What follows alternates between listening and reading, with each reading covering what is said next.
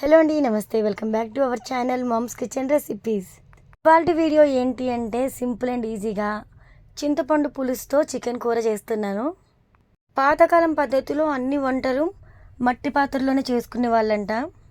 మనం వండగా మట్టి పాత్రలో వండిన కర్రీస్కి ఇంకా రుచి అనేది పెరుగుతుంది కానీ తగ్గదంట. ఎన్నిసార్లు చేసినా కూడా మట్టి పాత్రలో రుచి అయితే అద్భుతంగా ఉంటుంది విన్నాను. ఆ తర్వాత నేను ట్రై చేసి మా ఇంట్లో అందరం కూడా తిన్నాం. చాలా బాగుందండి. ఇప్పుడు ఈ చికెన్ కర్రీ ప్రిపరేషన్లోకి అయితే వెళ్ళిపోదాం. స్టవ్ ఆన్ చేసుకొని స్టవ్ మీద మట్టి పాత్ర అయితే పెట్టుకోవాలండి. ఆ తర్వాత 3 టేబుల్ స్పూన్ల ఆయిల్ అయితే వేసుకోవాలి. నేను ఇక్కడ 1 kg చికెన్ అయితే తీసుకున్నాను.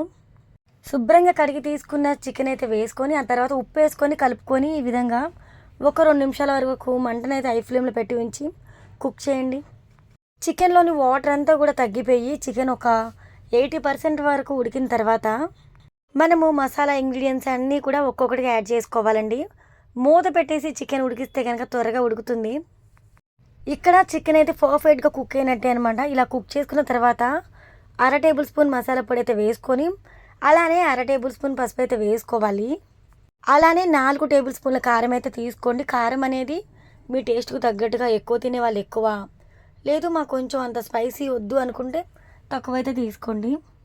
నాన్ వెజ్ రెసిపీ అంటేనే కాస్త స్పైసీగా ఉండాలి, అప్పుడే రుచి అనేది బాగుంటుంది. కాబట్టి నేను ఇక్కడ 4 టేబుల్ స్పూన్ కారం వేస్తున్నాను. అలానే అప్పటికప్పుడు ఫ్రెష్గా రుబ్బిన అల్లం వెల్లుల్లి పేస్ట్ అయితే 1 టేబుల్ స్పూన్ అయితే యాడ్ చేసుకోవాలి. నెక్స్ట్ వచ్చేసి కొంచెం గ్రేవీ అనేది చిక్కగా ఉండడం కోసం టమాటా యాడ్ చేస్తున్నానండి.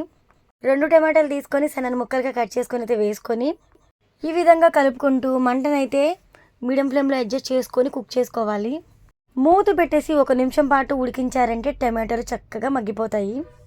ఆ తర్వాత కర్రీలోకి మనకు కావలసినంత చింతరసాన్ని యాడ్ చేసుకోవాలి. మన ఇంట్లో ఎవరికైనా చింతపులుసు పడదు అని అనుకుంటే వాళ్ళ వరకు ఇలా కుక్ చేసిన తర్వాత కొంచెం కర్రీ అయితే సపరేట్గా తీసి ఆ తర్వాత చింతరసం యాడ్ చేసేయచ్చు. ఇక్కడ చింతపులుసు అనేది మరీ థిక్గా కాదు, అలానే మరీ పల్స్గా కాదండి, మీడియంగా తీసుకోవాలి. స్టార్టింగ్లో నేను చికెన్ ఉడికేటప్పుడు ఉప్పు అయితే వేసాను, ఆ తర్వాత వేయలేదు. కాబట్టి ఇప్పుడు కర్రీ మొత్తానికి సరిపడే ఉప్పునైతే యాడ్ చేసుకోవాలి. ఇప్పుడు ఒక 2 నుంచి 3 నిమిషాల వరకు మంటని హై ఫ్లేమ్లో పెట్టి ఉంచి చక్కగా చారంతా మరిగేంత వరకు అయితే కుక్ చేయాలండి.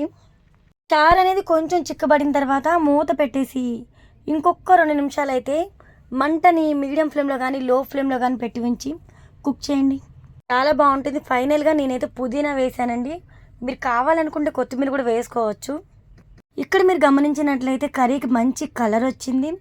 అలానే కర్రీ కూడా చక్కగా చిక్కబడింది అనమాట. మరీ నీళ్ళలాగా ఉంటే రైస్లోకి బాగోదు. కాబట్టి ఈ విధంగా కుక్ చేసుకుంటే సరిపోతుందండి. ఏ కర్రీకైనా కూడా కర్రీ నుంచి ఆయిల్ అనేది సపరేట్ అవుతున్న టైంలో మనం అర్థం చేసుకోవాలి కర్రీ ప్రిపేర్ అయింది అని చెప్పేసి. ఇంతేనండి, చాలా సింపుల్, చాలా ఈజీ, చాలా టేస్టీ. నేను చేసిన ఈ రెసిపీ మీకు ఎలా అనిపించింది? వీడియో నచ్చిందా? నచ్చితే లైక్ ఇవ్వండి. అలానే మరిన్ని రెసిపీస్ కోసం ఛానల్ని సబ్స్క్రైబ్ చేయండి.